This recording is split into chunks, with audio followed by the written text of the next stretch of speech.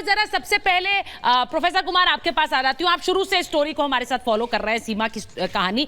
यहाँ पर एक बयान ऐसा था कि अब आ गई है तो रहने दिया जाए, और एक बयान जो ओपनिंग रिमार्क था जनता का वो ये कि साजिश लगती है, शक लगता है। मेरा सवाल ये है कि अभी तक एजेंसीज क्यों नहीं रिएक्ट कर रही हैं सीमा पर?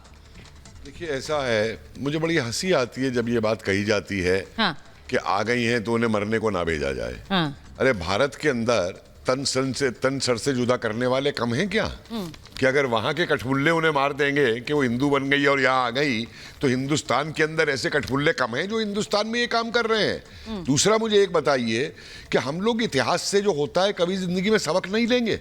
इतने रोहिंग्या भारत में घुसे हुए हैं, इतने बांग्लादेशी भारत में घुसे हुए हैं, क्या उन्होंने आतंक फैला रखा है जहां पे वो रह रहे हैं और क्या वो कर रहे हैं? और हम क्या भैया एक इंटरनेशनल यतीम खाना हो गए हैं? मैं मानता हूं कि हमने इतिहास के अंदर हमेशा आने वालों का स्वागत किया है, लेकिन अब वो दिन गए जनाब जब हम आक्रांता को भी देवो भवे कहेंगे। हम अतिथि देवो भवे कहते हैं। अगर वो अतिथि थी, पहले दिन यहाँ आई थी, बॉर्डर क्रॉस करते ही कहते ही कि हाँ मैं इलीगली आई हूँ, अथॉरिटीज पे जाती, मेरे को इनसे मोहब्बत हो गई है इसलिए मैं आई हूँ। उन्होंने ये नहीं किया। एक महीने तक क्या क्या करती रही मुझे। और सुनिए एक लाइन और, अगर कोई आता है हिंदुस्तान इलीगली, अगर वो मोहब्बत में आई भी है, मैं मानकर चल रही हूँ, सुचरिता जी एक लाइन, क्लीन चिट नहीं दे रही सुचरिता एक लाइन और मुझे बताइए। भारत में आके अपराध भी करती है, क्या फर्जी आधार कार्ड बनवाना अपराध नहीं है भारत के अंदर? बिल्कुल है। क्यों नहीं उस पर मुकदमा चलाया जा रहा है अब तक उसके ऊपर और उसके पति के ऊपर जिसने वो आधार कार्ड बनवाया है फर्जी? फर्जी आधार कार्ड बनाना, वो ये कह रहे हैं कि सिर्फ एक गलती नहीं है, यहां पर आकर छुपकर रहना और उसके बाद फर्जी आई कार्ड बनाना। बहुत से सवाल है, लेकिन जनता क्या सोच रही है सीमा पर?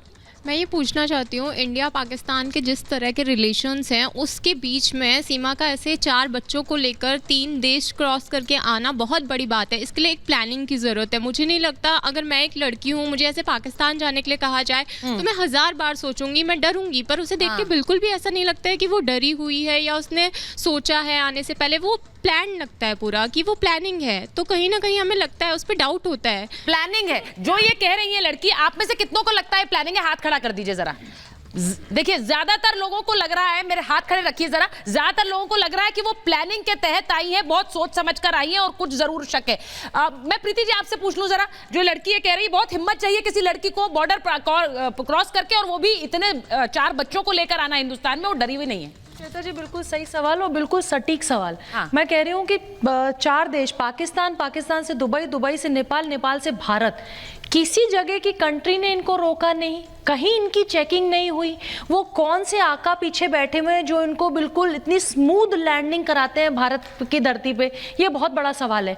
पासपोर्ट आपके पास फर्जी है, आपके जो शादी का रजिस्ट्रेशन है वो कुछ और डेट बताता है, कुछ और ईयर बताता है। एक जगह 2014 है, आप 2015 बोलते हैं। आपका भाई जो है वहाँ पाकिस्तान की सेना में है। ये तो हो ही नहीं सकता कि आप 4 इंटरनेशनल बाउंड्रीज को क्रॉस करके जाएं और कहीं भी आप पकड़ी ना जाएं। 4 छोटे बच्चों के साथ सुरक्षित आप चली आए। यहाँ एक गांव से दूसरे गांव आदमी जाता है तो भी नहीं समझ पाता कि महिला कोई अगर जा रही है तो वो सुरक्षित पहुंचती है। आपको पता है कि कैसा माहौल है। लेकिन 4 कंट्री से महिला 4 बच्चों को लेके चली आई सुरक्षित, बाल भी मां का नहीं होता, और यहाँ पे आके वो अचानक से रातों रात सीमा भाभी बन जाती है। तो मुझे तो समझ ही नहीं आ रहा। और देखिए एक चीज और, अभी एक और न्यूज आई है, पता नहीं सच है कि झूठ, आज शायद ये भी एक न्यूज है कि पबजी से भारत की भी कोई बेटी जिसको पाकिस्तान के किसी लड़के से मोहब्बत हो गई, इस तरह के किस्से भी आ रहे हैं। तो ये एक खतरनाक ट्रेंड बन रहा है।